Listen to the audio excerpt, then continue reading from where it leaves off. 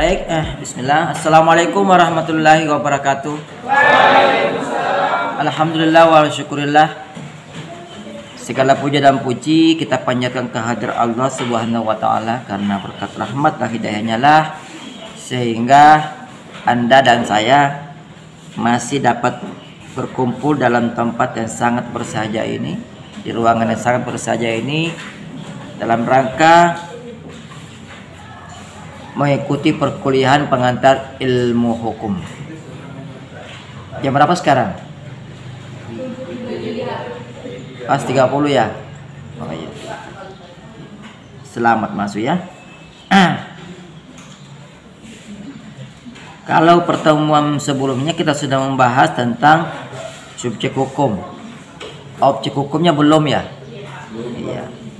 Berhubung karena kita sudah ketinggalan waktu, saya sering bepergian. Minggu lalu 1 minggu saya di Jakarta mengadakan pelatihannya di Klat, sehingga kalian juga tidak kuliah.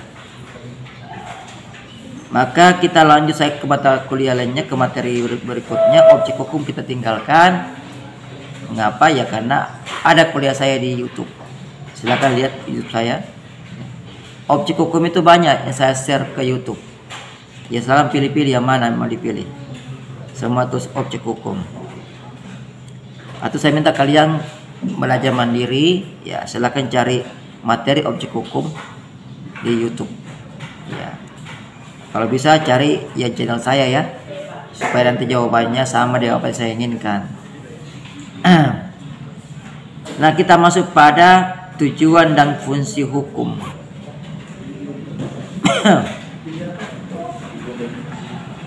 Sebelum mulai saya ingin perlihatkan ya, ada ini, ya, ada buku yang saya himbau pada kalian.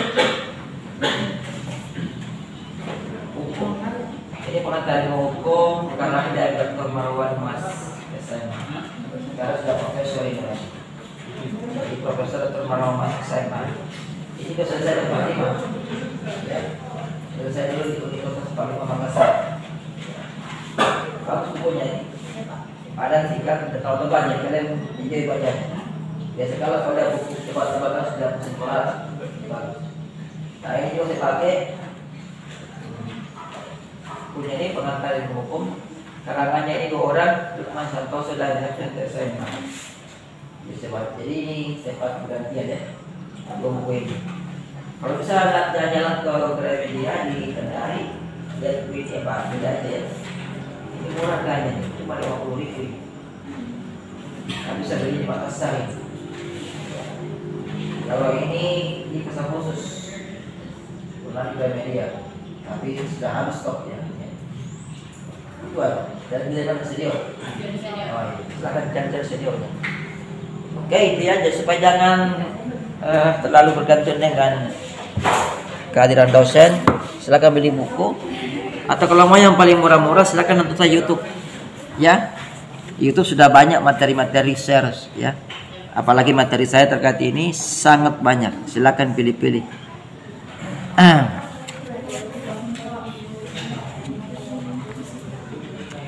Baik, kita hari ini kuliahnya singkat, jelas dan padat.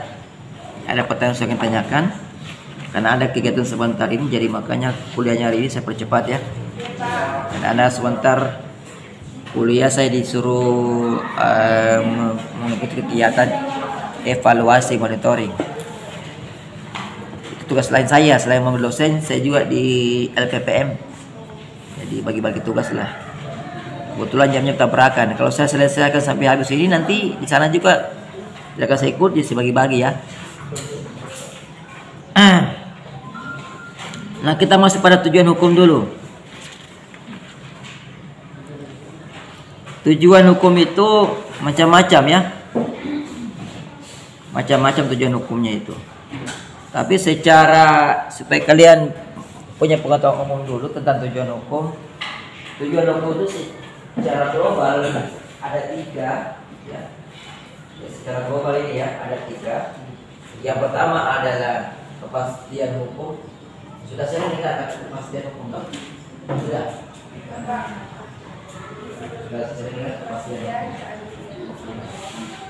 Kemudian yang kedua adalah keadilan hukum. Apa namanya keadilan? Yes. Ya, justice. Kemudian kemanfaatan hukum. Ya. Pada atas saya sebutkan problematik haid itu ke atas kemanfaatan. Ini tujuannya hukumnya ada 3.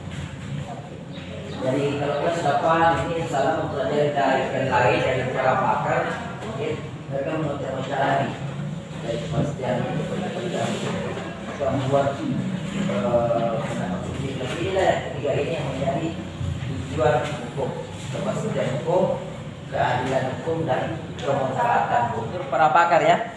Tadi saya sampaikan secara umum ya. Ada yang terlambat datang ya. Tidak usah suruh masuk ya. Atau suruh saya masuk. Tapi kalau saya suruh masuk nanti melanggar lagi perjanjian. Dosanya itu harus bicara sekali. Kalau bicara sekali, ya. Kalau jamnya sudah 7.30, masuk 7.30 ya. Ini sebenarnya saya memajukan ke jam 7. Bisakah kalian? Bolehkah kalian datang jam 7? Bisakah? Jam 7 datangnya. Oh iya, Pak Ustaz Saleh ya. Iya, oke deh. Kalau jam 7.30 aja ya. Nah, pertama subekti. Iya, subekti nama orang ya, ini para ahli hukum. Subekti menyatakan bahwa hukum itu mengabdi pada tujuan negara.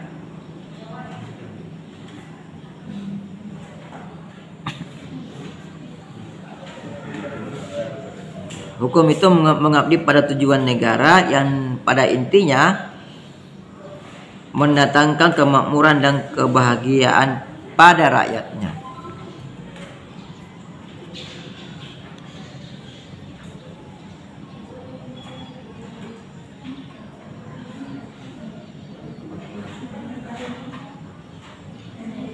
Jadi hukum itu mengabdi pada tujuan negara. Ingat, hati-hati ya, hati-hati. Bukan mengabdi pada negara, tetapi mengabdi pada tujuan negara. Apa tujuan negara itu? Iya, intinya mendatangkan kemakmuran dan kebahagiaan kepada rakyat. Jadi hati-hati kalau menjawab nanti saya kasih pertanyaan. Jelaskan tujuan hukum menurut subjekti. Kalau kalian jawab tujuan hukum adalah mengabdi pada negara, salah itu. Jadi perbedaan kata ya, hilang satu kata bisa membuat makna yang lain. Kalau kita katakan hukum itu mengabdi pada negara, berarti pemerintah akan menjadikan hukum sebagai alat semata-mata. Dan kalau kita katakan hukum tujuan hukum adalah mengabdi pada tujuan negara, berarti kita lihat tujuan negaranya, ya kan?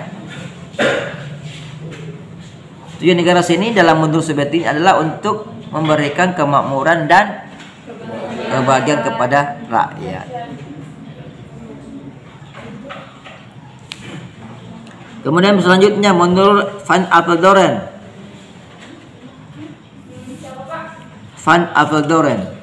Sudah pernah saya tulis tadi papan tulis.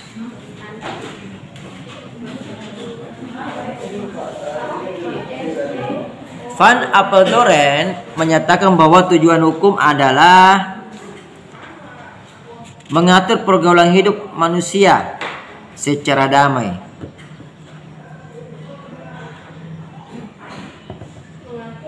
Mengatur pergaulan hidup manusia secara damai. Jadi hukum itu menghendaki perdamaian.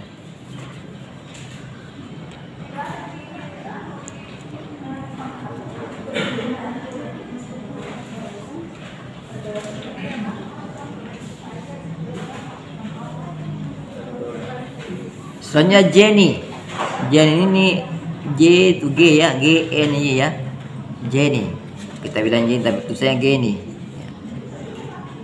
Jenny ya, menyatakan bahwa hukum bertujuan semata-mata untuk mencapai keadilan.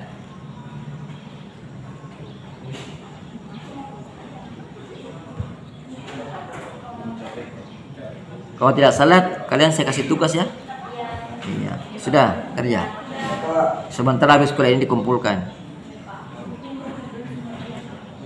Ada yang WA saya itu, Pak, jadi bisa dibuka. Saya balas WA-nya karena dia tidak pandai membaca. Ada yang WA saya siapa depan, katanya di videonya video pribadi, bersifat pribadi, tidak bisa dibuka. Ada itu ya. Dia tidak membaca bagus, atau dia tidak tak membaca. Jadi kalau saya kasih tugas itu baca dulu perintahnya ya. Kan saya suruh kerjakan jam 8.00 kan? Dia WA saya jam 6.00. Itu perintah, makanya belajarlah membaca ya. Jangan sekedar terlalu bersemangat. Disuruh buka jam 8, dia buka jam 6. Ya kan? Mana ada kita suruh buka jam 8, dia datang jam 6. Oke. Sekarang Jeremy. Tadi Jenny sudah belum ya? Ya. Jadi semata-mata untuk mencapai keadilan. Keadilan menurut Jenny adalah kepentingan daya guna dan kemanfaatan. Jadi menurut Jenny keadilan itu adalah kepentingan daya guna dan kemanfaatan.